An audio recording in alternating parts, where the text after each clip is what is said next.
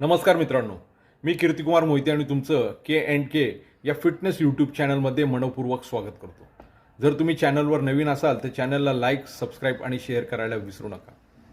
या धावपळीच्या जीवनामध्ये वाढत असलेले विविध प्रकारचे आजार प्रत्येक व्यक्तीला निरोगी जीवनशैली निवडण्यास गरजेची होत चालली आहे. मित्रांनो, आजचा व्हिडिओ थोडा इंटरेस्टिंग आहे. पोटावरची चरबी म्हणजे बेली फॅट कमी करण्यासाठी खूप जास्त वेळ व टाईम का लागतो या व्हिडिओच्या माध्यमातून आपण जाणून व समजून घेऊया. मित्रांनो, जेव्हा आपण जेवण करतो त्या अन्नपदार्थातून आपल्या शरीराला ऊर्जा मिळत असते आणि ही ऊर्जा आपल्या शरीरात जाऊन रक्तातील साखरमध्ये मिसळत असते, म्हणजे ब्लड ग्लुकोजच्या स्वरूपात रूपांतरित होते आणि बाकींची ऊर्जा रूपांतरित झालेली ही लिव्हर ग्लायकोजनच्या स्वरूपात जमा होते आणि मग हळूहळू बाकीची ऊर्जा मसल ग्लायकोजनच्या स्वरूपात देखील जमा व्हायला सुरुवात होते आणि शेवटी ब्लड ग्लुकोजच्या स्वरूपात आपल्या बॉडी फॅट पर्सेंटेजमध्ये साठवली जाते, म्हणजेच ॲडिपोस टिश्यूजमध्ये फॅट सेलमध्ये जमा होते. याचमुळे आपल्या शरीरातील बॉडी फॅट पर्सेंटेज वाढतो व आपला पोटाचा घेर वाढतो आणि आपल्या शरीरातील परिणामी चरबी वाढते.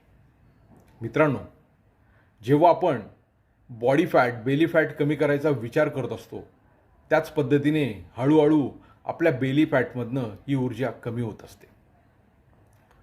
वाढताना ज्या प्रकारे ही ऊर्जा ब्लड ग्लुकोजच्या स्वरूपात जमा झालेली असते तशीच सर्वप्रथम फॅटमधने कमी होत असते, म्हणजेच ब्लड ग्लुकोजच्या स्वरूपात ही ऊर्जा कमी होते.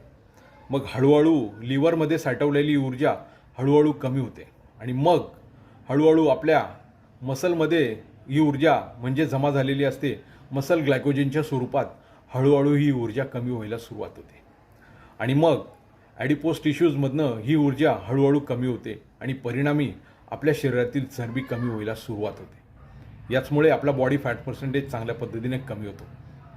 मित्रांनो, जर तुम्हाला बॉडी फॅट कमी करायचा असेल तर सर्वप्रथम आपण संयम ठेवला पाहिजे, कारण या प्रक्रियेमध्ये संयम ठेवणं खूप गरजेचे आहे. बॉडी फॅट जमा व्हायला कितीतरी वर्षे लागलेली असतात आणि काही महिन्यात आणि काही दिवसांमध्ये किंवा काही कालावधीमध्ये आपला बॉडी फॅट पर्सेंटेज लगेच कमी होणार नाही. त्यासाठी भरपूर परिश्रम आणि चांगल्या पद्धतीने डाएट घेणं खूप गरजेचे आहे.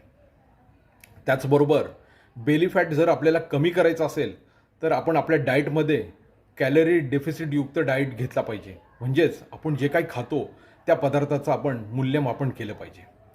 त्याचबरोबर आपण स्ट्रेंथ ट्रेनिंग म्हणजे वजनी व्यायाम रेग्युलरली केला पाहिजे. स्ट्रेंथ ट्रेनिंग केल्यामुळे म्हणजे वजनी व्यायाम केल्यामुळे आपण आपल्या शरीरातील अधिकतम कॅलरीज चांगल्या पद्धतीने बर्न करू शकतो.